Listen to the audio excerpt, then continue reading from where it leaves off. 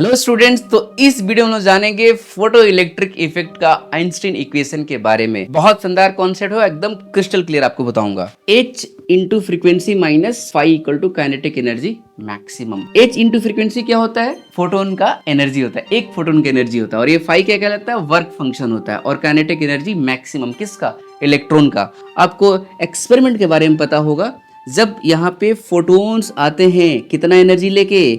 H into phi. तो जब photon आएगा तो इस मेटल से इलेक्ट्रॉन को निकलने के लिए कम से कम कितनी एनर्जी चाहिए? फाई, वर्क फंक्शन, जिसको हम थ्रेशोल्ड एनर्जी भी कहते हैं। तो वर्क फंक्शन फाई चाहिए। मान लेते हैं ऐसे हाइपोथेटिकल वैल्यू मैंने मान लेता हूं कि फाई इस पार्टिकुलर मेटल के लिए आप मान लो कि 3 इलेक्ट्रॉन वोल्ट है, राइट। और हमारा जो फोटोन आ रहा है वो 10 इलेक्ट्रॉन वोल्ट एनर्जी लेके आ रहा है। कितना एनर्जी लेके आ रहा है? 10 इलेक्ट्रॉन वोल्ट लेके आ रहा है एनर्जी। तो अगर फोटोन का एनर्जी इससे ज्यादा है तो पॉसिबिलिटी है कि यहाँ पे इलेक्ट्रॉन का एमिशन होगा। कोई जरूरी नहीं कि होगा ही, बहुत कम होता है।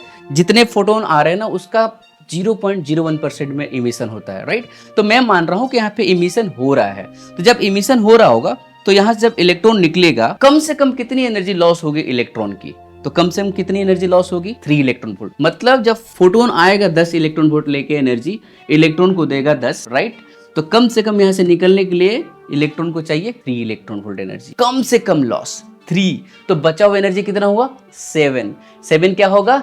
इसकी काइनेटिक एनर्जी की फॉर्म में एनर्जी बाहर आएगी, राइट। तो हम बोलेंगे कि 10 था फोटोन का एनर्जी, -3 कर दिया मैं, जो लॉस हुआ, जो कि हम मिनिमम लॉस मान रहे हैं, और बचा हुआ एनर्जी क्या है? 7 इलेक्ट्रॉन वोल्ट है। तो ये जो एनर्जी होगा ना काइनेटिक एनर्जी में आएगा। और क्योंकि हम मान रहे हैं कि कम से कम लॉस हुआ है तो जो बची हुई एनर्जी काइनेटिक एनर्जी के फॉर्म में आएगी, वो काइनेटिक एनर्जी मैक्सिमम होगी। यस और नो? यस, मैक्सिमम होगी, क्योंकि हम मान रहे हैं कि 3 लॉस हुआ है, मिनिमम लॉस हुआ है। ये कहता है फाई का डेफिनेशन आपको पता है कि कम से कम 3 चाहिए। 3 से कम होगा तो इमिशन नहीं होगा, राइट। यहाँ पे लॉस ना 3 नहीं, 3 से ज्यादा भी हो सकता है, इसलिए कहा जा रहा है कि minimum amount of required energy, right. 3 से ज्यादा भी हो सकता है। मान लीजिए 4 लॉस हो गया, इसी मेटल के लिए 4 लॉस हो गया, ठीक है। तो 10 - 4 कितना होगा? 6 होगा। मान लीजिए यहाँ पे 5 लॉस हो गया तो 10 - 5 कितना एनर्जी आएगा? 5 होगा, ठीक है। ऐसा हो सकता है कि 2 ही लॉस हो, 2 ही लॉस होगा भाई साहब, तो इलेक्ट्रॉन का एमिशन ही नहीं होगा। फोटो इलेक्ट्रिक इफेक्ट यहाँ पे देखेंगे नहीं।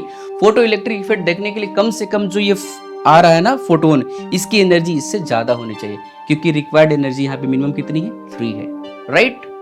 तो हम कह रहे हैं कि अगर मानते हैं कि मिनिमम लॉस है तो उसके करस्पॉन्डिंग जो बची हुई काइनेटिक एनर्जी होगी वो मैक्सिमम होगी।